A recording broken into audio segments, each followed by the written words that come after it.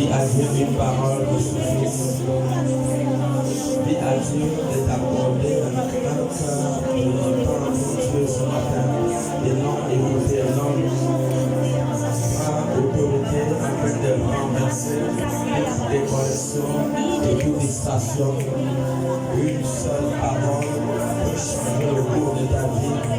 Tu n'as pas besoin de deux paroles, tu as besoin d'une seule parole. Une seule parole peut changer le cours de ta vie. Oh Adonai, nous voici ce matin et nous voulons recevoir de toi. Merci. Merci Jésus. Sois loué, sois exalté ce matin au nom puissant de Jésus-Christ que nous avons prié. Amen. Amen. Amen.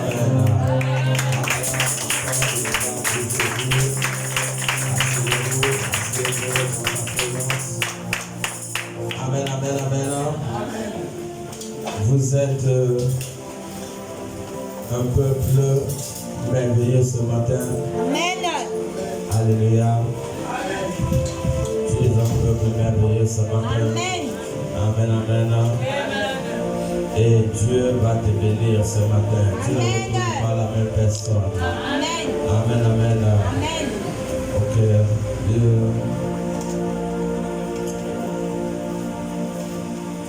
Cela fait quelques jours que j'étais dans un songe et Dieu pouvait me révéler dans le songe. J'étais en train de prêcher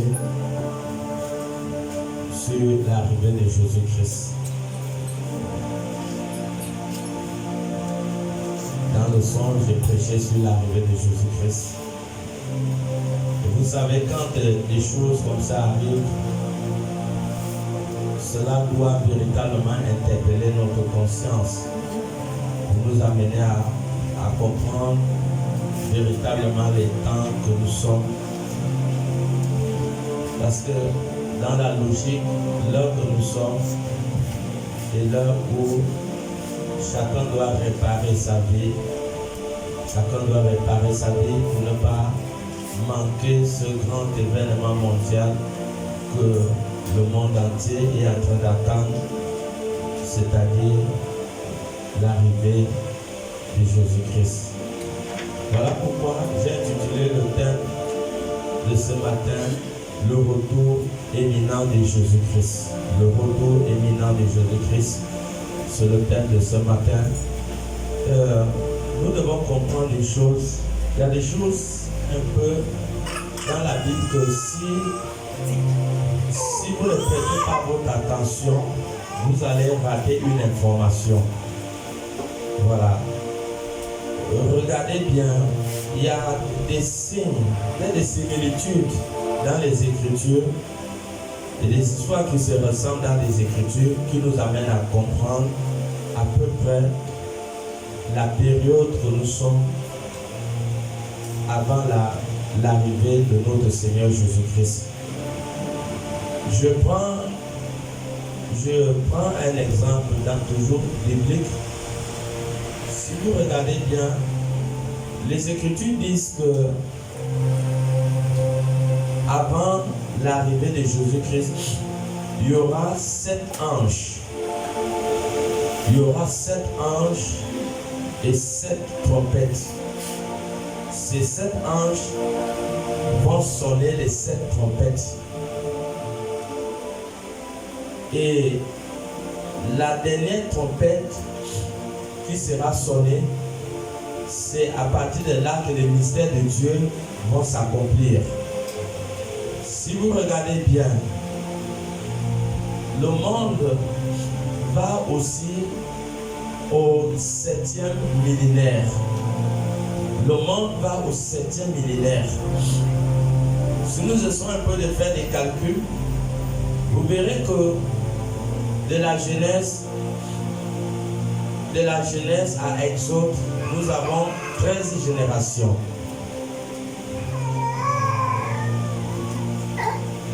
De la Genèse à Exode, nous avons 13 générations. Donc nous avons exactement 1334 ans. de la Genèse à Exode. De Exode à Malachie, nous avons 2666 000 ans. 2666 ans. Voilà. Donc, ce qui fait que de Genèse à Malachie, nous avons 4000 ans. Donc, nous devons beaucoup faire attention aux révélations qui sont, pour certaines personnes, voilées ou cachées. Voilà. Le Seigneur Jésus nous a donné l'intelligence pour déchiffrer ces révélations, pour que le corps de Christ puisse savoir exactement la période que nous sommes par rapport à l'arrivée de notre Seigneur. Donc, de Genèse à Malachie, nous avons 4000 ans. Nous avons 4000 ans. Voilà. Maintenant, de Matthieu, ça veut dire à partir du 1er siècle jusqu'à 2026 que nous sommes aujourd'hui, cela fait déjà 2026 ans. 2026 ans. Donc, nous sommes entrés dans le 7e. Nous sommes entrés dans le 7e millénaire. Est-ce que quelqu'un est là? Amen. Nous sommes entrés dans le 7e millénaire. Donc, 7 anges qui devront sonner les trompettes, et nous sommes aussi dans le 7e. Nous sommes dans le 7e millénaire. Donc voilà pourquoi chacun de nous doit prendre conscience de ces révélations qui sont cachées pour beaucoup de personnes. L'apôtre Jean va se trouver dans l'île Patmos. L'apôtre Jean va se trouver dans l'île Patmos. Et Jean va voir le déroulement de tout ce qui devra se passer jusqu'au son de la 7e trompette. Le Seigneur Jésus va révéler cela à Jean à l'île Patmos. Voilà pourquoi nous allons voir les sons de certaines trompettes que Jean a vues. Ce sont des trompettes qui avaient déjà sonné dans le plan spirituel. Parce que Jésus a montré cela à Jean à l'île Patmos. Et vous devez connaître que la date de l'écriture de l'Apocalypse, c'est entre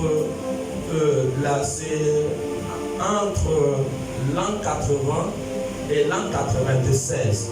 C'est la date d'écriture du livre d'Apocalypse. Donc c'est à peu près vers ces années aussi que Jean a reçu cette révélation à l'île Patmos. Voici ce que Jean a vu. Est-ce que nous pouvons nous lever pour honorer la parole de Dieu? Nous allons lire Apocalypse. Nous allons lire Apocalypse chapitre 8. Apocalypse chapitre 8, le verset 2 à 13. Apocalypse 8, verset 2 à 13.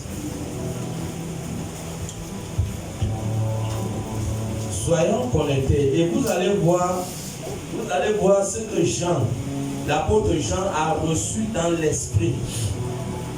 L'apôtre Jean, Jésus l'a montré les sons des trompettes. Dans le plan spirituel, ces sons des trompettes avaient déjà sonné. Maintenant, à nous, dans le plan physique, de pouvoir maintenant analyser certains événements mondiaux qui correspondent à ces fléaux qui sont dus au son des trompettes dans le plan spirituel. Parce qu'il y a des événements qui se passent dans le plan spirituel pour affliger les habitants de la terre. Il y a certaines souffrances et certaines difficultés que nous voyons sur certaines parties de la terre sont le résultat des fléaux dont Apocalypse dont Apocalypse a parlé. Dans certains événements dans le monde, vous devez voir des événements et venir dans la parole pour voir est-ce que ce que le monde traverse aujourd'hui correspond avec ce que les Écritures disent. Parce que si vous ne comprenez pas les événements, vous ne pouvez pas comprendre ou connaître à peu près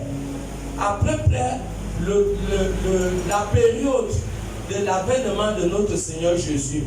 Et si vous ne connaissez pas à peu près la période de l'avènement de notre Jésus-Christ, vous ne pouviez pas vous préparer. Et c'est pour cela que vous verrez aujourd'hui beaucoup dans les églises, les gens sont distraits.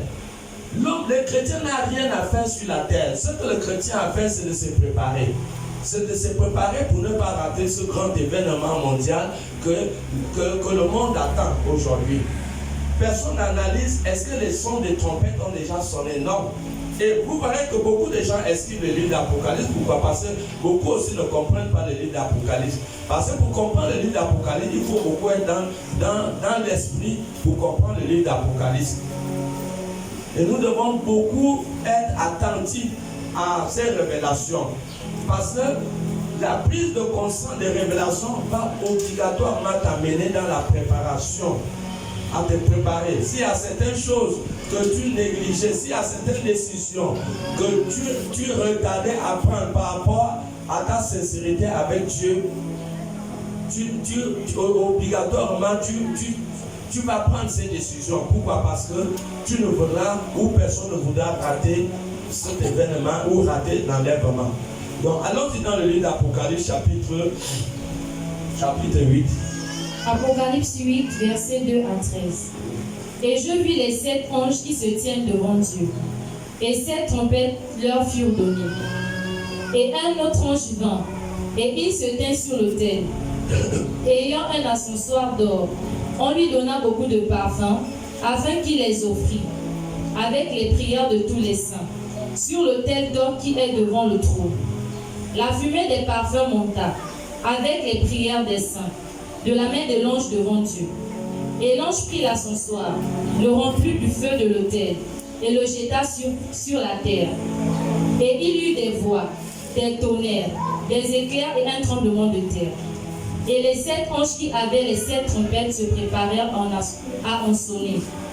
Le premier sonna de la trompette, et il y eut de la grêle et du feu mêlé de sang, qui furent jetés sur la terre. Et le tiers de la terre fut brûlé, et le tiers des arbres fut brûlé, et toute herbe verte fut brûlée. Le second ange sonna de la trompette, et quelque chose comme une grande montagne embrasée par le feu fut jeté dans la mer, et le tiers de la mer devint du sang. Et le tiers des créatures qui étaient dans la mer et qui avaient vie mourut, et le tiers des navires périt. Le troisième ange sonna de la trompette, et il tomba du ciel une grande étoile ardente, comme un flambeau, et elle tomba sur le tiers des fleuves, et sur les sources des eaux. Le nom de cette étoile était Absinthe, et le tiers des eaux fut changé en absinthe. Et beaucoup d'hommes moururent par les eaux, parce qu'elle était devenue amère. Le quatrième ange sonna de la trompette, et le tiers du soleil fut frappé, et le tiers de la lune, et le tiers des étoiles, afin que le tiers en fût obscurci, et que le jour perdit un tiers de sa clarté, et la nuit de même. Je regardais, et j'entendis un aigle qui volait au milieu du ciel, disant d'une voix forte: Malheur, malheur, malheur aux habitants de la terre, à cause des autres sons de la trompette, des 3 anges qui vont sonner. Amen. Asseyez-vous. Est-ce que nous voyons? Voilà les 4 trompettes qui avaient déjà commencé à sonner.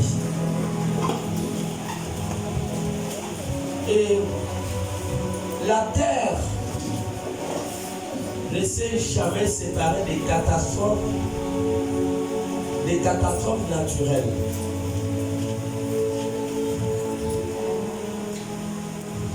La terre ne s'est pas séparée des douleurs et des souffrances. Nous voyons partout des choses terribles qui arrivent dans certaines nations. Pour les hommes, c'est des catastrophes naturelles. Mais dans le plan spirituel, ce sont des livres qui sont en train d'être ouverts. Je prends seulement quelques exemples. Ils ont parlé des tiers de trucs qui sont tombés, qui sont... Est-ce que tu peux nous chercher encore le verset biblique là?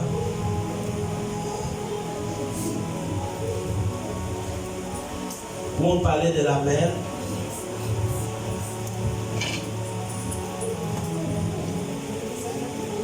C'est le verset combien?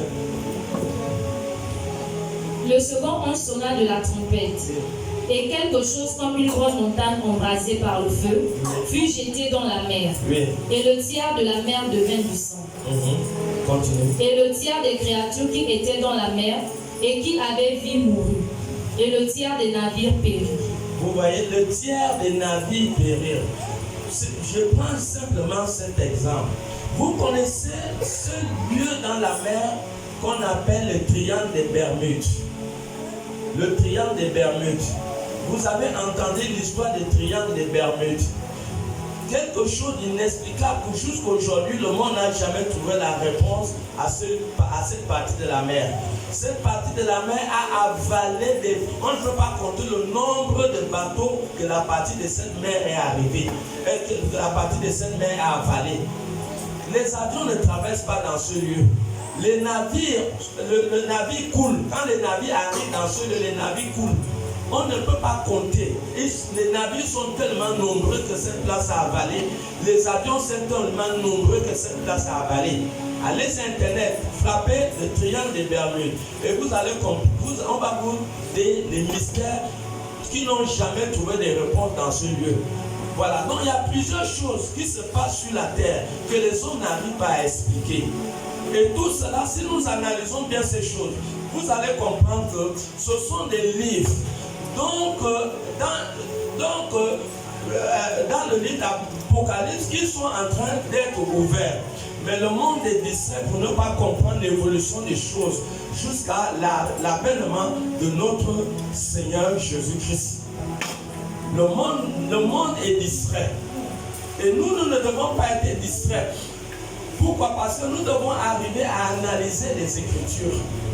Il faut analyser les Écritures. Personne ne veut rater ce grand événement. Dès que Jésus arrive. Beaucoup de gens sont en train de recevoir aujourd'hui l'arrivée de Jésus-Christ. Et personne de nous ne doit manquer cet événement. Nous ne devons pas manquer cet événement. Il est très important. Donc nous sommes en train de donner des signes. Des signes qui montrent les temps que nous sommes. Les signes qui montrent les temps que nous sommes. Les livres sont en train d'être ouverts. Nous sommes au 7e millénaire. On ne va pas... Je ne pense pas que tous ces 7 livres vont être ouverts rien qu'au 7e millénaire. Non, il y a 7 millénaires, nous sommes au 7e millénaire, et bizarrement il y a 7 anges et il y a 7 trompettes. Donc c'est un mystère caché.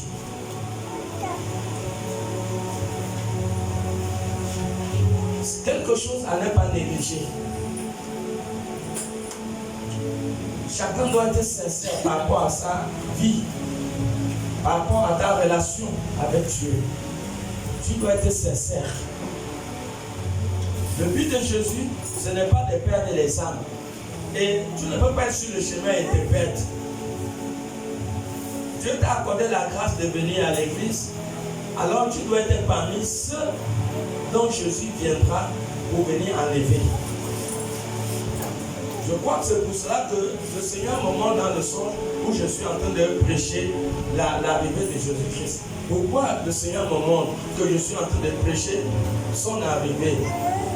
Vous voyez, ce sont des choses bizarres, mais des choses à ne pas négliger.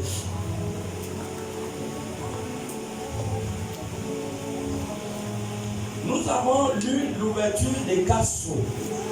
Et maintenant, le sceau qui va nous intéresser, c'est le 6e sceau. Avant le... Amen. Voilà. Donc, le sceau qui va nous intéresser, c'est le 6e sceau qui va être ouvert. Et nous allons lire toujours Apocalypse,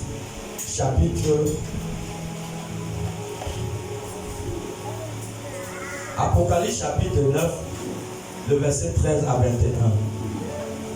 Apocalypse 9, verset 13 à 21. Le 7e ange sonna de la trompette, et j'entendis une voix venant des 4 cornes de l'autel d'or, qui est devant Dieu, et disant au 6e ange, qui avait la trompette, délie les 4 anges, qui sont liés sur le grand fleuve d'Euphrate. Et les 4 anges qui étaient prêts pour l'heure, le jour, le mois et l'année, furent déliés afin qu'ils tuassent le tiers des hommes. Le nombre des cavaliers de l'armée était de 2 myriades. De 2 myriades de myriades. J'entendis le nombre. Et ainsi, je vis les chevaux dans la vision, et ceux qui les montaient, ayant des cuirasses couleur de feu, d'hyacinthe et de soufre. Les têtes des chevaux étaient comme des têtes de lion, et de leur bouche sortait du feu, de la fumée et du soufre. Le tiers des hommes fut tué par ces 3 fléaux, par le feu, par la fumée et par le soufre qui sortait de leur bouche. Car le pouvoir des chevaux était dans leur bouche et dans leur queue. Leur queue était semblable à des serpents ayant des têtes. Et c'est avec elles qu'ils faisaient du mal. Amen. Amen. Donc, je disais plutôt tout à l'heure que c'est le 7e, le 6e son de la trompette qui nous intéresse ce matin. Regardez bien, bien aimé, que la Bible dit qu'il y a 4 anges qui vont être déliés, qui sont sur les fates. Il y a 4 anges qui vont être déliés. Est-ce que tu peux me relire encore? Il y a 4 anges. Délie les 4 anges. Il dit délie les 4 anges. Qui sont liés sur le grand fleuve d'Euphrate. Qui sont liés sur le grand fleuve d'Euphrate. Continue. Et les 4 anges qui étaient prêts pour l'heure. Et ces 4 anges sont prêts pour l'heure. Le jour. Le mois et l'année. Furent déliés afin qu'ils tuassent le tiers des hommes. Vous voyez, donc ces 4 anges vont être déliés afin de tuer le tiers des hommes. Donc, nous devons savoir qu'en ces temps de la fin, la mortalité sera très très élevée. La mortalité sera très très élevée. Pourquoi? Parce que ces 4 anges qu'on a déliés, leur but c'est de faire le mal aux habitants de la terre. Mais nous devons savoir que les enfants de Dieu seront protégés. Selon Apocalypse 9, le verset 4, nous ça. Les enfants, le peuple de Dieu sera protégé. Au verset 4, il leur fut dit de ne point faire du mal à l'herbe de la terre. Regardez, ces anges avaient le pouvoir de tuer tous les êtres de la terre. Ils avaient le pouvoir de tuer tous les arbres de la terre. Mais essayez d'imaginer un monde sans arbres et un monde sans herbe. Vous voyez ce que le monde devait donner. Mais ces 4 anges avaient ce pouvoir. Mais Dieu va leur dire ne touchez ni à l'herbe, ne touchez ni aux arbres. Oui. Ni à aucune verdure. Ni à aucune verdure. Ni à aucun arbre. Ni à aucun arbre. Mais seulement aux hommes. Seulement aux hommes. Qui n'avaient pas le sceau de Dieu sur le front. Toutes les personnes qui n'ont pas la marque du signe du sang de l'agneau sur le front, ce sont ces personnes qui sont appelées à être tuées et appelées à être tourmentées à ce son de la 7e trompette. À ce son plutôt de la 6e trompette. Donc nous devons réfléchir, voir un peu la réalité dans le monde. Vous-même regardez comment est-ce que le niveau de la mortalité est élevé. Le niveau de la mortalité est élevé dans le monde aujourd'hui. Les gens qui meurent à travers les guerres, les gens qui sont morts à travers le Covid. Combien de personnes meurent en une semaine sur la guerre de l'Ukraine? Quand on vous dit les chiffres des gens qui meurent en un mois à la guerre de l'Ukraine, vous allez vous mettre à pleurer. Vous allez pleurer parce que on va réaliser que ce ne sont pas des animaux, mais ce sont des êtres humains. En un mois, les gens qui meurent en Ukraine sont des centaines et des centaines, ça peut même à tête. Donc je ne connais pas exactement les chiffres, mais je sais que beaucoup de personnes meurent en un mois sur la guerre de l'Ukraine. Et l'Ukraine n'est pas le seul pays où il y a la guerre actuellement. Et sans compter les maladies. Regardez, allez-y dans les hôpitaux aujourd'hui. Les gens sont beaucoup plus malades que hier.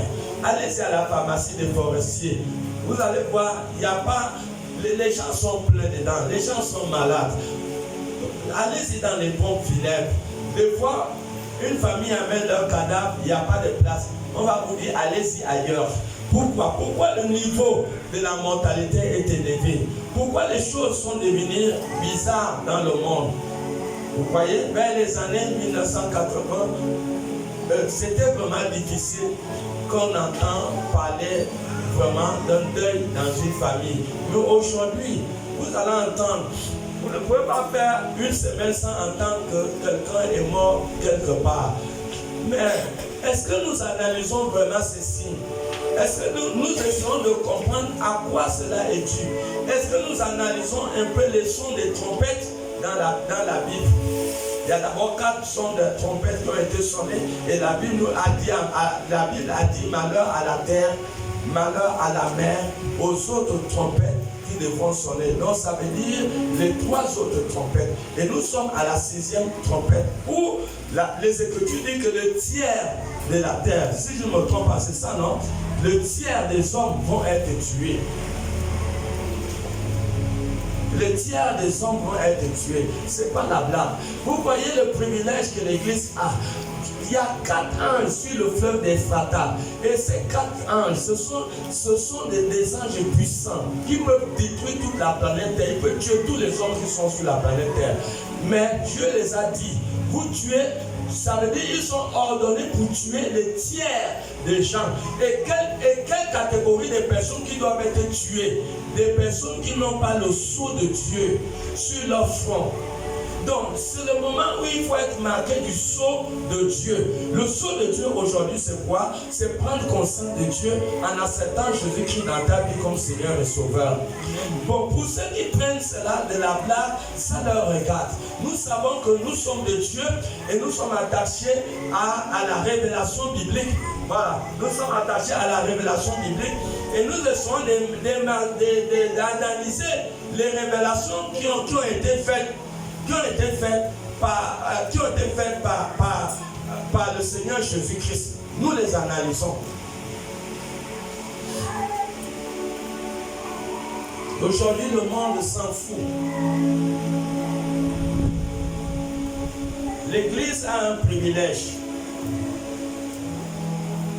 Le devoir du corps de Christ est que chacun doit être marqué du sceau de Dieu. Reprends Apocalypse 9:4. Il faut être marqué du sceau de Dieu.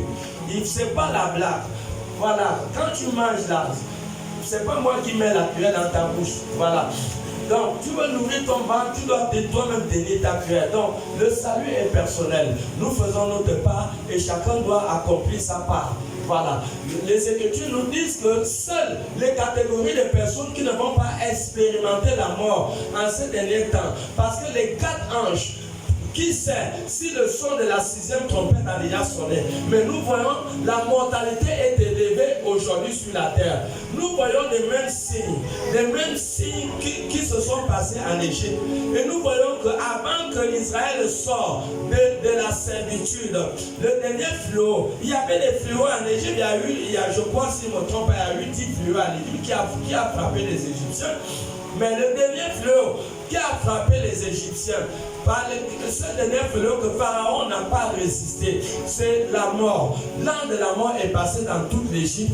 Et nous voyons que quand la mort intervient, nous devons faire attention, nous devons comprendre que le monde va déjà à sa fin. Parce que Dieu va châtier le monde. Le monde serait châtié. Attends d'abord, allons d'abord dans Sophonie 1, à partir du verset 18. Dieu doit châtier le monde parce que le monde n'a pas obéi à la parole de Dieu. Et c'est pour cela que le monde doit être châtié. Sophonie 1. Sophonie 1, verset 18. Ni leur argent, ni leur or. Je pense que c'est un peu d'abord le verset 8. Verset 8. Au jour du sacrifice de l'Éternel, oui, je châtierai les princes et les fils du roi et tous ceux qui portent des vêtements étrangers. Continue. En ce jour-là, je châtierai tous ceux qui sautent par-dessus le seuil, ceux qui remplissent de violence et de fraude la maison de leur maître. En ce jour-là, dit l'Éternel, il y aura des cris à la porte des poissons, des lamentations dans l'autre quartier de la ville, et un grand désastre sur les collines. Passe au verset 18 directement. Ni leur argent, ni leur or, ne pourront les délivrer. Au jour de la fureur de l'Éternel, par le feu de sa jalousie, tout le pays sera consumé. Car il détruira soudain tous les habitants du pays. Il va détruire les habitants du pays. C'est bon. Donc, comprenons que Dieu va châtier le monde. Dieu va châtier le monde. C'est le temps d'être marqué par le sceau de Dieu. Nous le répétons.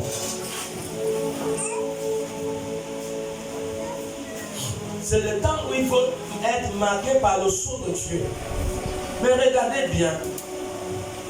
Dieu dit qu'il va châtier le monde. Et même en Égypte, lorsque l'an de la mort était passé, quand l'an de la mort était passé, pourquoi, qu'est-ce qui a fait que tous les enfants juifs, les maisons des enfants d'Israël, pourquoi la mort n'est pas entrée dans ces maisons? Alors que chaque famille en Égypte avait connu un deuil. Chaque famille en Égypte, même la maison de Pharaon a connu le deuil. Mais pourquoi la maison des enfants d'Israël n'ont pas connu le deuil? Parce qu'ils étaient scellés de la marque de l'autorité de Dieu. Relis Apocalypse 9, toujours le verset 4. Ils avaient le sceau de Dieu sur eux. Ils avaient le sceau de Dieu dans leur maison. Dans leur maison, il y avait le sceau de Dieu. Oui, lis. Il leur fut dit de ne point faire de mal à l'herbe de la terre, oui, ni à aucune verdure, ni à aucun arbre, mais seulement aux hommes qui n'avaient pas le sceau de Dieu sur eux. Voilà. Donc l'ordre est donné par ces 4 anges de faire le mal, rien qu'à une catégorie de personnes, ceux qui n'ont pas le sceau de Dieu. Ceux qui n'ont pas le sceau de Dieu sur leur front. Et le Seigneur ne fait qu'interpeller les nations, des peuples. Le Seigneur interpelle les familles. L'heure est venue de se marquer du sceau de Dieu sur leur front. Ça serait le signe par lequel ces 4 anges qui sont déliés ou qui devront être déliés sur l'Euphrate, quand ils vont commencer à tuer le tiers de gens sur la terre, ils verront le sceau de Dieu sur vous. Vous voyez, à l'époque des enfants d'Israël, il suffisait que ce n'était pas une affaire de personnalité. C'était une affaire de famille. Parce que toutes les personnes qui étaient dans une maison, ils devaient avoir le marque du sang sur le linteau de leur maison. Et cette maison ne devait pas être frappée par l'ange de la mort. Mais ici, il ne s'agit plus de maisons, il s'agit de personnes individuelles. Donc ça veut dire que chaque personne individuellement, tu dois travailler pour avoir le sceau de Dieu sur toi. Pour que lorsque l'ange de la mort est en train de frapper aujourd'hui, qui sait si l'ange a déjà sonné cette 6e trompette, parce que nous voyons aujourd'hui le niveau de la mortalité est très élevé dans le monde. Est-ce que le niveau de la mortalité qui est élevé dans le monde n'est-il pas un signe? Est-ce que ce n'est pas un signe qui doit nous amener à comprendre ce qui est écrit dans le livre d'Apocalypse? Est-ce que ce n'est pas un signe? Église du Seigneur, ce n'est plus l'heure à la dédication. L'heure est venue à la colère de Dieu. Ésaïe 13, le verset 9 à 13. L'heure est venue à la colère de Dieu. L'heure est venue. Dieu va frapper le monde. Dieu va frapper le monde. On te dit le tiers du monde. Il y a 7 milliards de personnes aujourd'hui dans le monde. Mais sur 7 milliards, vous enlevez le tiers, vous enlevez le tiers de 7 milliards. Essayez de voir combien de personnes qui vont périr sur toute la planète Terre. Ce n'est pas la blague. Si quelqu'un croit que c'est la blague, il n'a qu'à venir consulter les Écritures et comprendre que ce que nous disons, ce n'est pas la blague. Déjà, nous avons une preuve papa sur le triangle des Bermudes. Quelqu'un ne peut pas dire qu'il n'y a pas des événements inexplicables dans le triangle des Bermudes. Personne ne peut pas dire que le triangle des Bermudes n'a pas avalé des bateaux. Personne ne peut pas dire que le triangle des Bermudes n'a pas avalé des avions. Mais Apocalypse le parle. Apocalypse le parle. Quand Jean était sur l'île Patmos, la mer existait déjà. Donc ce n'est pas l'amusement. Nous sommes où? Oui, Ésaïe 13, 9, 13. Ésaïe 13, 9, 13. Voici, le jour de l'Éternel arrive. Le jour de l'Éternel arrive. Jour cruel. Jour cruel. Jour de colère et ardente. Jour de colère et d'ardente fureur. Et d'ardente fureur. Qui réduira la terre en solitude. Ça va réduire la terre en solitude. Et on exterminera les pécheurs. Et on exterminera les pécheurs. Car les étoiles des cieux. Les étoiles des cieux. Et les astres ne feront plus briller leur lumière. Dieu ne va plus faire bénéficier ces gens de son soleil et sa lune. Le soleil s'obscurcira dès son lever. Dieu va obscurcir le soleil. Et la lune ne fera plus luire sa clarté. La lune ne fera plus luire sa clarté. Je punirai le monde par sa malice. Dieu va punir le monde à cause de leur rébellion. Et les méchants pour leur iniquité. Dieu va punir les méchants pour leur iniquité. Je ferai cesser l'orgueil des hautains. Je ferai cesser l'orgueil des hautains. Et j'abattrai l'arrogance des tyrans. Oui. Je rendrai les hommes plus rares que l'or fin. Les hommes seront très rares sur la terre. Et les rendrai plus rares que l'or d'Orphir. Voilà, arrête-toi là. Et c'est là où nous sommes. Quelle est ta position vis-à-vis de Dieu? Quelle est ta position? Voici des révélations. Quelle est ta position? Est-ce que tu as le sceau de Dieu sur toi? Est-ce que tu as le sceau de Dieu sur toi? Et ce qui est bizarre, Dieu dit que malgré qu'il va frapper le monde à cause de leur idolâtrie, à cause de leur méchanceté, beaucoup ne vont pas se repentir. Toujours dans Apocalypse 9, lis-nous un peu.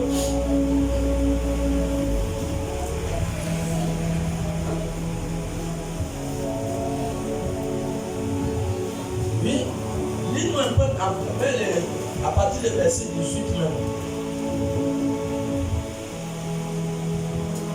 Le tiers des hommes fut tué par ces 3 fléaux. Le tiers des hommes fut tué par ces 3 fléaux. Par le feu, Par le feu, par la fumée et par le soufre oui, qui sortait de leur bouche. jusqu'au verset 21, oui. Car le pouvoir des chevaux était dans leur bouche et dans leur queue. Écoutez, l'apôtre Jean a vu ça dans l'esprit. Et Dieu nous a fermé les yeux. Si nous pouvons voir ces forces qui sont peut-être en mouvement en ce moment, ces forces qui sont des êtres bizarres, mais qui ont une mission bien précise. Jean les a vus dans le plan de l'esprit. Et c'est sûr, si je ne me trompe pas, que ces forces sont déjà en mouvement. On peut se tromper, mais nous voyons certaines réalités qui sont attachées à ce que la Bible dit. Continuons. Leur queue était semblable à des serpents ayant des têtes. Oui. Et c'est avec elles qu'ils faisaient du mal. Oui. Les autres hommes qui ne furent pas tués par ces fléaux, vous comprenez? Les autres hommes, parce que quand la mission là avait été donnée pour tuer le tiers des habitants de la terre, Dieu ne tuera pas tout le monde, il ne fera pas mourir tout le monde, mais il y a des gens qui vont rester encore. Donc malgré que beaucoup de gens vont mourir, beaucoup de gens seront frappés, ceux qui vont rester ne vont pas prendre conscience. C'est ce que la Bible dit. Oui, oui. Les autres hommes qui ne furent pas tués par ces fléaux, Les gens qui n'avaient pas été tués par ces fléaux, ne se repentirent pas de leur œuvre. vous comprenez? Donc malgré qu'ils ont vu la colère de Dieu, ils voient que le taux de mortalité est bizarrement élevé. Ils ne comprennent pas pourquoi les gens meurent aussi beaucoup. Ils ne comprennent pas. Malgré qu'ils voient la colère de Dieu sur la terre, la Bible dit que ces personnes ne se répandent, ils ne se répandent pas. Oui. De manière à ne point adorer les démons. Voilà. Ils continuent à adorer les démons. Et les idoles d'or. Ils continuent à adorer les idoles d'or, d'argent, d'argent, de pierre et de bois, oui, qui ne peuvent ni voir, ni entendre, ni marcher. ni marcher. Et ils ne se repentirent pas de leur meurtre, Ils ne se repentirent pas de leur meurtre, ni de leur enchantement, ni de leur enchantement, ni de leur ni impudicité, de leur impudicité, ni de leur vol. ni de leur vol. Nous sommes au son de la 6e trompette. Vous voyez, ça veut dire que nous sommes à un pas de l'arrivée de Jésus-Christ. Mais jusqu'à là, les hommes ne se repentent pas de leur idolâtrie, de leur méchanceté, de leurs mauvaises choses. Ils ne se repentent pas le fait d'adorer Satan, d'adorer les idoles. Donc, voici l'un des signes. L'un des signes qui montre l'arrivée de Jésus-Christ. C'est l'un des signes qui montre l'arrivée de Jésus-Christ.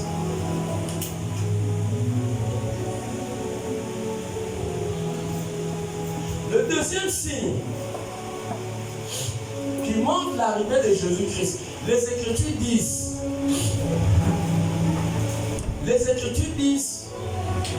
que le péché va connaître la croissance.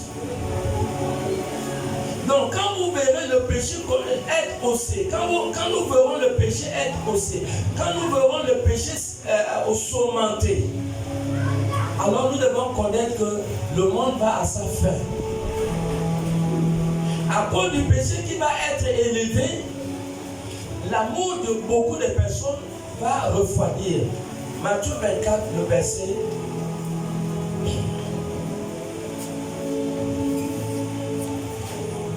12. Regardez un peu le verset 12.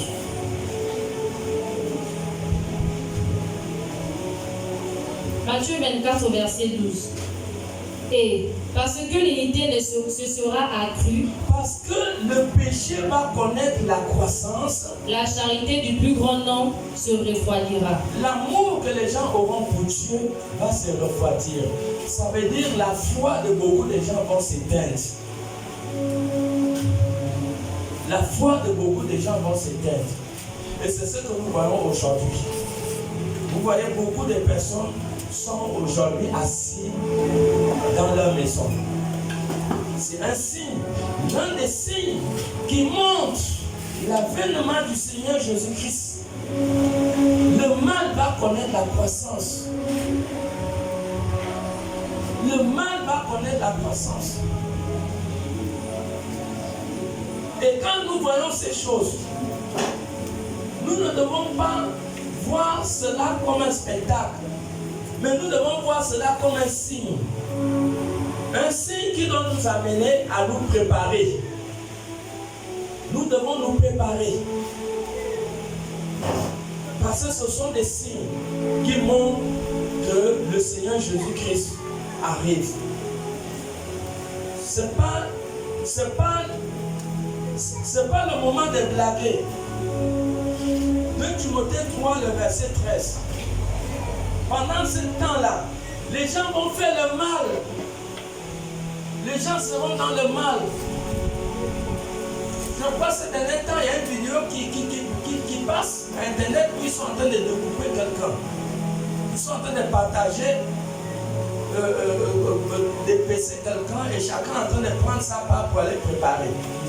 Je crois que beaucoup de nous ont vu cette vidéo. Mais attends, qui devait imaginer que le monde devait arriver à ce niveau?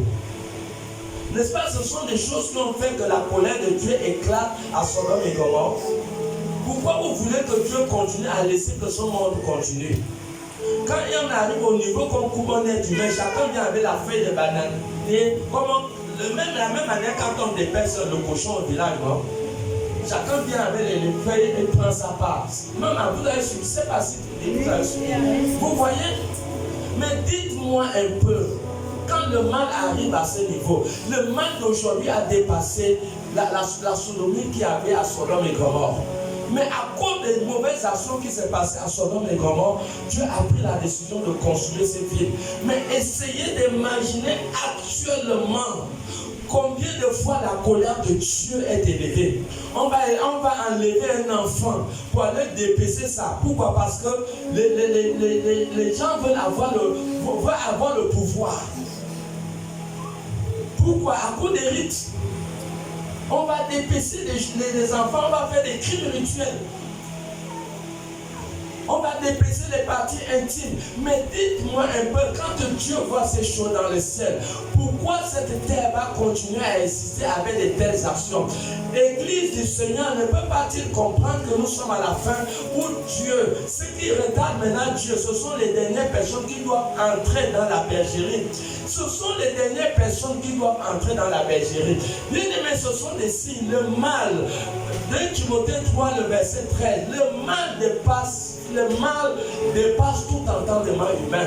Vous savez, c'est une image, cette image qui circule dans les réseaux sociaux. Et ça là, c'est une image vraie. Parce qu'on connaît les images d'intelligence artificielle, on connaît aussi des vraies images. Ça, c'est une vraie image où ils ont tué quelqu'un. Et je suis que dans ce village, ils mangent les gens. Ils mangent les gens. Vous-même regardez, si vous étiez Dieu, vous étiez Dieu dans le ciel et que vous voyez de telles actions au milieu du peuple que vous avez créé, quelle sera votre attitude? Est-ce que vous serez content? Non. Voilà pourquoi Dieu a délégué ces 4 anges qui sont sur les frappes pour tuer le tiers des hommes de la terre. Et Dieu s'est rassuré pour que ses enfants ne soient pas touchés. Voilà pourquoi dans Apocalypse, dans le verset 4, Dieu s'est rassuré de sceller son sceau sur chacun de ses enfants. Donc là que nous sommes dans l'ère de la mort, l'ère où Dieu est en train de punir le monde. Donc chaque chrétien, le corps de Christ doit chercher à être scellé de sceau de Dieu. Ne faites pas l'erreur de vivre en ce moment. La mort frappe. Ne faites pas l'erreur. Vous-même, vous êtes conscient que la mort frappe. Partout, il y a des deuils. Vous ne vous demandez pas qu'est-ce qui ne va pas. Il y a quelque chose qui ne va pas. Mais Apocalypse est en train de nous révéler le mystère caché de la mortalité qui se passe aujourd'hui. Il se peut peut-être que nous sommes déjà au son de la 6e trompette. Et le son de la 6e trompette correspond avec l'événement actuel, avec la mortalité actuelle. Et dites-moi, qu'est-ce qui doit nous amener à nous amuser aujourd'hui? Tu t'amuses avec ton Jésus, c'est ton problème. tu t'amuses avec ton Dieu, c'est ton problème. Vous savez, la plus grande malédiction dans la vie d'un homme, c'est de rater l'enlèvement. Les gens qui vont rater l'enlèvement sont maudits et ils vont souffrir jusqu'à l'éternité. C'est la plus grande malédiction dans la vie d'un homme. Que quand Jésus va venir, tu auras l'enlèvement. C'est la plus grande malédiction dans la vie d'un homme. Parce que ces personnes qui vont rater l'enlèvement, ils n'auront ni de repos, ni jour, ni jour. Ils n'auront pas de repos au siècle des siècles. Ça veut dire que toute une vie sans mourir, mais dans la souffrance, dans le lieu, dans l'enfer. Et quelqu'un va être sur la terre, tu as le matériel, l'argent, tout ça. L'argent ne peut pas amener personne au paradis. Une belle voiture ne peut pas t'amener au paradis. Non, un foyer ne peut pas t'amener au paradis. Aujourd'hui, la bataille de beaucoup de gens aujourd'hui, il faut que je me marie. Ils ne se soucient même pas est-ce que je suis sauvé. Ils ne se soucient même pas est-ce que mes enfants sont sauvés. Les enfants, ils font les lox, ils font le banditisme, ils fument la cigarette, ils fument le chanvre. Mais les pères et les mères de famille ne se soucient pas.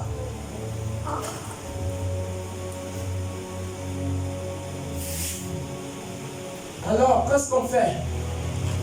Nous ne fermerons pas notre bouche. Nous continuerons à parler.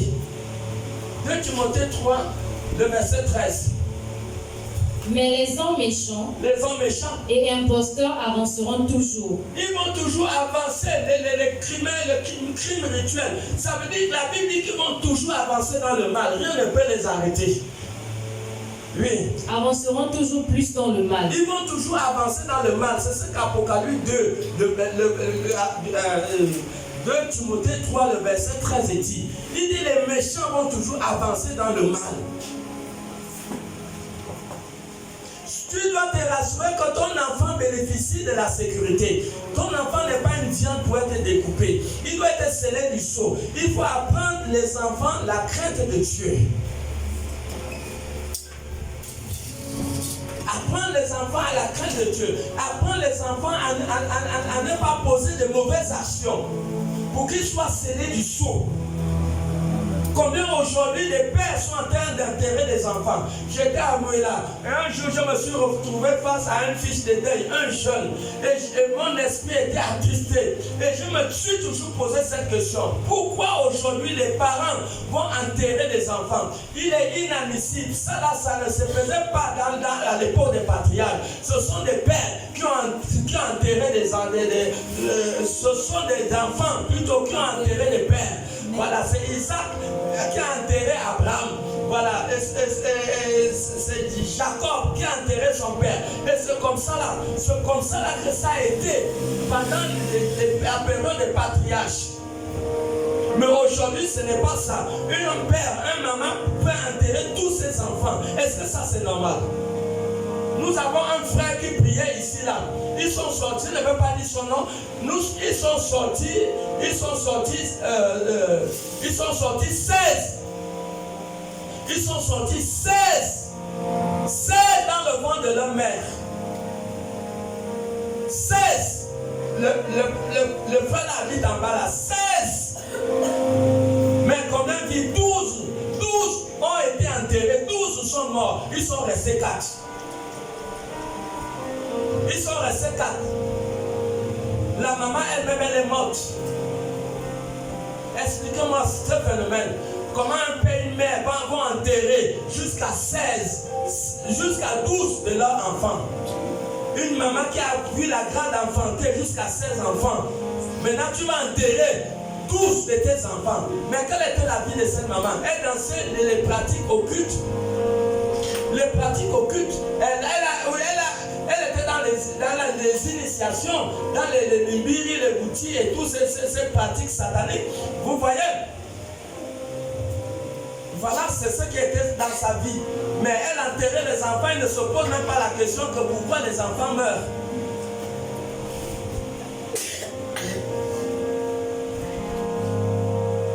Et on va blaguer.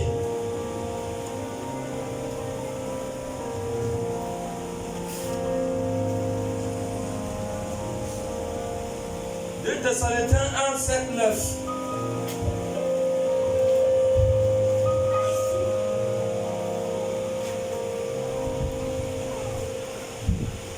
Deux Thessaloniciens 5, 7. 2 Thessaloniciens. 2 Thessaloniciens chapitre 1, verset 7 à 9. 2 Thessaloniciens 1, verset 7 à 9. Et de vous donner, à vous qui êtes affligés, du repos avec nous, lorsque le Seigneur Jésus apparaîtra du ciel, Lorsque Jésus apparaîtra du ciel, avec les anges de sa puissance, il va apparaître avec les anges de sa puissance. au milieu d'une flamme de feu, Il va apparaître au milieu d'une grande flamme de feu. pour punir ceux qui ne connaissent pas Dieu, Le Seigneur Jésus va descendre pour punir ceux qui ne connaissent pas Dieu. et ceux qui n'obéissent pas à l'évangile de notre Seigneur. Et ceux qui n'obéissent pas à l'évangile de notre Seigneur Jésus. Ils auront pour châtiment une ruine éternelle. Ils auront pour punition les feux des flammes de l'enfer, une punition éternelle. Ni jour, ni nuit, ils n'auront pas de repos d'éternité en éternité. Loin de la face du Seigneur Ils seront loin de la face du Seigneur dans la douleur et de la gloire de sa force. et la gloire de sa force. Et tout cela sera dû à quoi? À cause du péché qui va connaître la croissance. La croissance du péché amène toujours la mortalité. Et ça refroidit la foi. Et c'est ce qui fait que vous voyez que beaucoup de gens venaient à l'église, ils ne viennent plus à l'église. Ils sont dans leur péché. Beaucoup sont dans leur maison. Ils vont retourner dans leur péché, dans l'alcoolisme, dans la fornication, dans l'adultère et dans l'idolâtrie. C'est le péché qui fait ça. C'est l'un des signes qui montrent l'avènement de notre Seigneur Jésus-Christ. Voilà. Donc, il y a un autre signe qui montre l'avènement du Seigneur Jésus-Christ. C'est Malachie chapitre 4, le verset 3, le verset 5 à 6.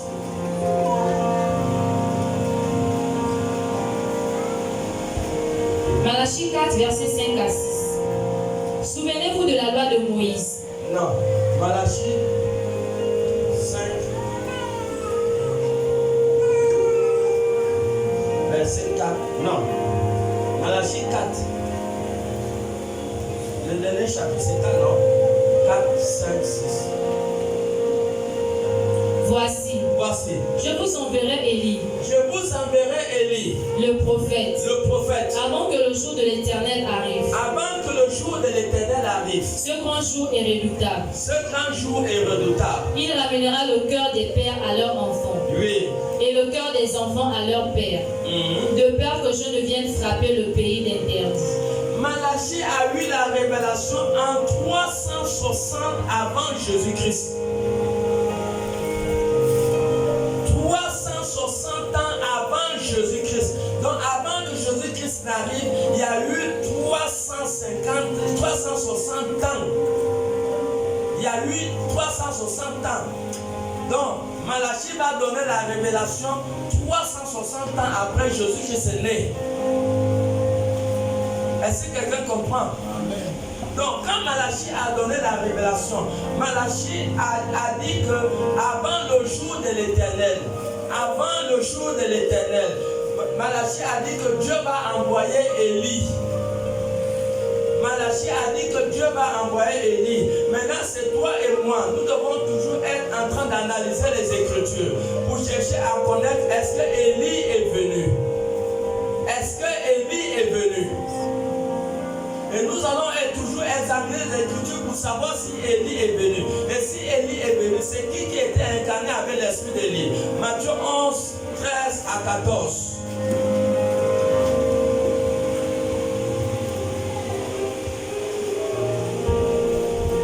Matthieu 11, verset 13 à 14. Car tous les prophètes et la loi ont prophétisé jusqu'à Jean. Et si vous voulez le comprendre, c'est lui qui est Élie, qui devait venir. Voilà. Tous les prophètes ont prophétisé jusqu'à Jean. Au fait, l'Élie qui devait venir, c'est la personne de Jean-Baptiste. Élie est déjà venu, mes bien-aimés. Élie est déjà venu. Ce que le Seigneur Jésus veut, le Seigneur Jésus veut que dans le corps de Christ, que chaque croyant soit scellé du sceau de Dieu. Chaque croyant doit être scellé du sceau de Dieu. Ce n'est pas le moment où il faut être dans la distraction, il faut être dans les œuvres de la chair. La chair va te conduire dans une souffrance éternelle. La chair est le plus pire ennemi de l'homme. Et voilà pourquoi ceux qui accomplissent les désirs de la chair sont contraires font des choses qui sont contraires aux désirs de l'esprit. Parce que les désirs de l'esprit sont toujours contraires aux désirs de la chair. Nous ne sommes pas dans l'ère de la chair. Nous sommes dans le ministère de l'esprit en cette dernière heure. Alors que les prophéties sont dans leur phase d'accomplissement, chacun doit être prêt à chaque heure, à chaque seconde. Quelque chose de mondial peut se passer en un temps, à un moment qu'on ne s'attendait pas. Même le jour de Noël, c'était pareil. Les gens étaient dans les fêtes, les gens étaient dans les ambiances, jusqu'à ce qu'ils ont vu quelque chose d'inhabituel. Ils ont vu le ciel qu'ils ont l'habitude de voir dans un aspect qu'ils ont l'habitude de voir, mais ils ont vu l'aspect du ciel a changé. La couleur du ciel a changé. Ils se sont dit que non, il y a quelque chose qui ne va pas. Et le ciel ne faisait que devenir noir jusqu'à ce qu'ils ont vu une pluie qu'ils n'avaient jamais vue depuis que la terre existe. Parce que les mers qui sont dans les ciels se sont déversées sur la terre.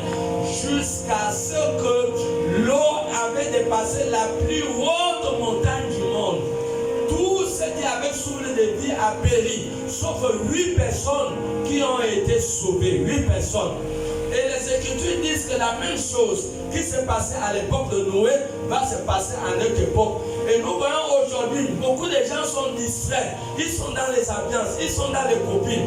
Bien aimé, ce n'est pas l'heure d'être dans les copines.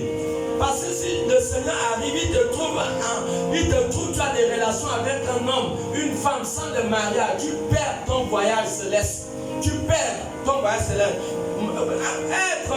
Vivre avec un homme, avec une femme, en relation sexuelle sans le mariage, cela dans le ciel est connu comme un péché. Est connu comme un péché. Et nous ne sommes pas dans l'ère du péché. Nous sommes dans l'ère de l'esprit où l'Église attend son maître. L'Église, nous sommes l'épouse de Christ. L'épouse de Christ. Nous en tant qu'épouse de Christ, nous attendons notre époux. Nous attendons notre époux. Et la spécificité de l'Église aujourd'hui, chacun de nous doit se revêtir de fin d'âme. Parce que quand Jésus-Christ arrive, Jésus-Christ doit trouver l'Église avec une tenue unique. La tenue unique qui va te permettre d'être enlevé. C'est le fin lin. Selon Apocalypse 19, le verset 7 à 8. Le fin lin. Qu'est-ce que c'est le fin lin? Apocalypse 19, 7 à 8.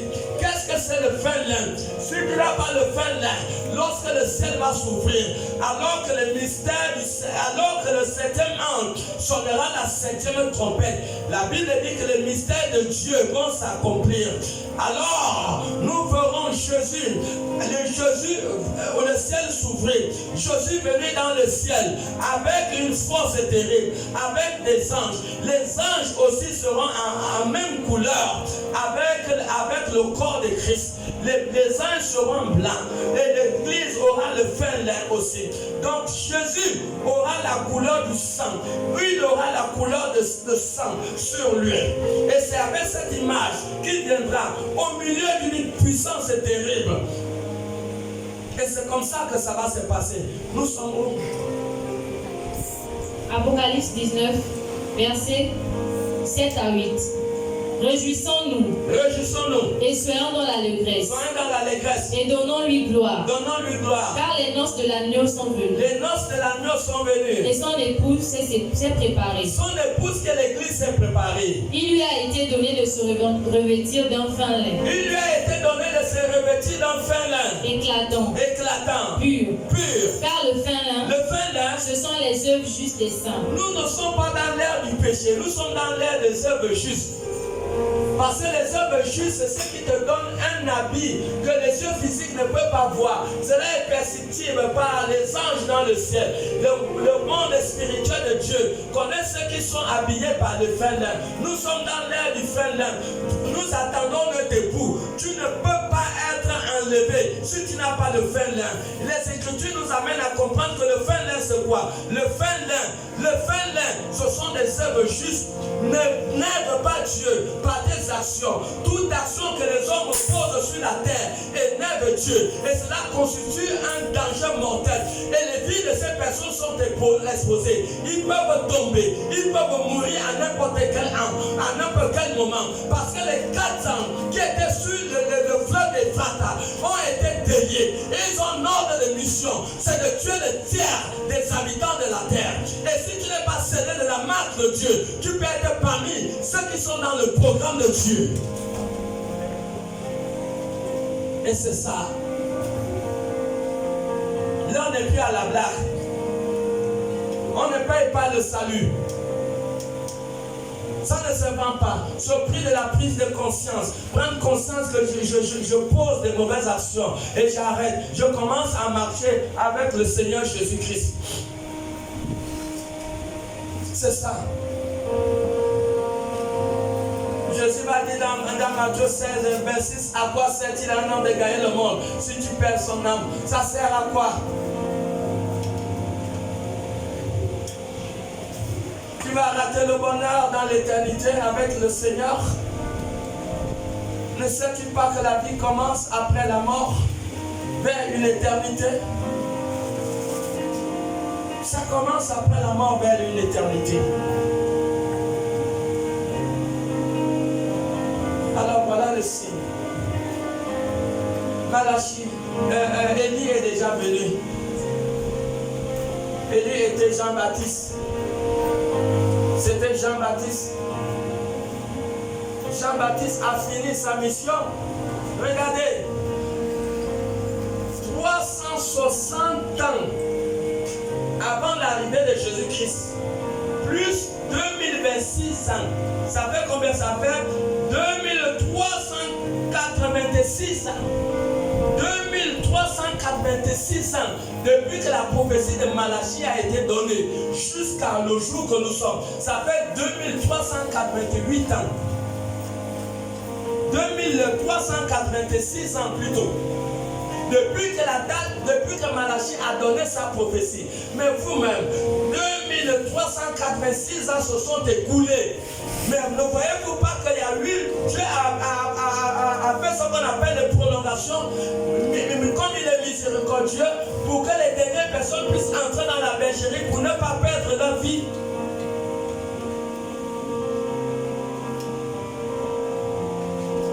C'est là où nous sommes.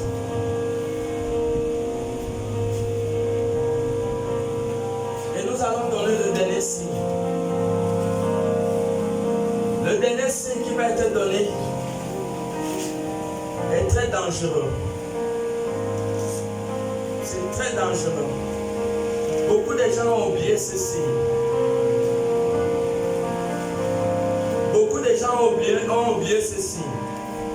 Et ce signe se trouve dans Matthieu 24, verset 14. Matthieu 24, verset 14. Cette bonne nouvelle du royaume sera prêchée dans le monde entier pour servir de témoignage à toutes les nations. Alors viendra la fin. Voilà. Cette bonne nouvelle du royaume sera prêchée dans le monde entier. 1. Pour servir de témoignage. 2. Alors viendra la fin. Est-ce que toi qui t'es assis une fois pour demander pour... Oh non. Vraiment, c'est regrettable. C'est regrettable que les gens vivent la vie comme ça. Ils ne cherchent même pas à connaître le temps qu'ils sont. C'est regrettable. Nous sommes dans l'ère de l'intelligence artificielle. Nous sommes dans l'ère de l'information, l'ère de l'internet, où tu peux connaître certaines choses qui cadrent à ton éthique. Est-ce qu'un jour tu as pris ta Bible et tu es entré à internet pour savoir est-ce que l'évangile a déjà atteint le monde, les dernières nations où l'évangile n'était pas arrivé. Est-ce que tu as pris Internet, tu as consulté Internet pour savoir quels sont les pays aujourd'hui que l'évangile n'est pas entré? Jésus ne ment pas. Il dit cette bonne nouvelle sera prêchée jusqu'aux extrémités de la terre. Donc, cette dernière nation qui n'a pas encore entendu parler de Jésus, pourquoi Jésus va laisser le monde continuer? Un monde où on sacrifie les gens, on découpe les gens pour manger, où les satanistes sont entrés sur l'autel, ils sont entrés sur l'autel, ils sont en train de faire l'abomination sur l'autel, où les hommes de Dieu leurs noms sont blasphémés. On insulte les hommes de Dieu. Vous pensez que Dieu sera content lorsqu'on insulte ses serviteurs? Si les agents sataniques sont venus dans l'église, ils n'ont qu'insulté ces agents sataniques qui couchent avec les femmes, qui couchent avec les soeurs dans l'église. Mais quand un pasteur couche avec une soeur dans l'église, c'est un agent satanique. Est-ce que quelqu'un comprend? Amen. Hein? Amen. Donc il est très important de comprendre que nous sommes dans l'ère de l'abomination. Nous sommes dans l'ère de l'abomination. C'est très important de connaître cela.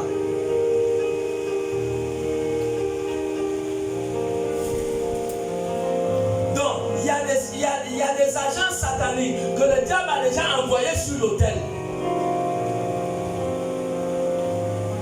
Et ce sont ces agents sataniques qui doivent être insultés et non les vrais hommes, les vraies femmes de Dieu.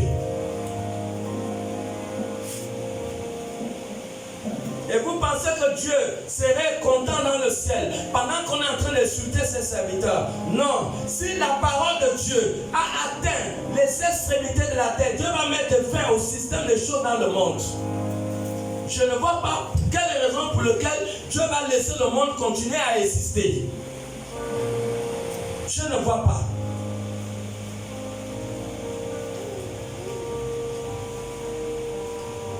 Dites-moi quelle est la raison pour laquelle Dieu va laisser le monde continuer à exister. On découpe les gens, on mange les gens, on tue les enfants pour faire les crimes rituels.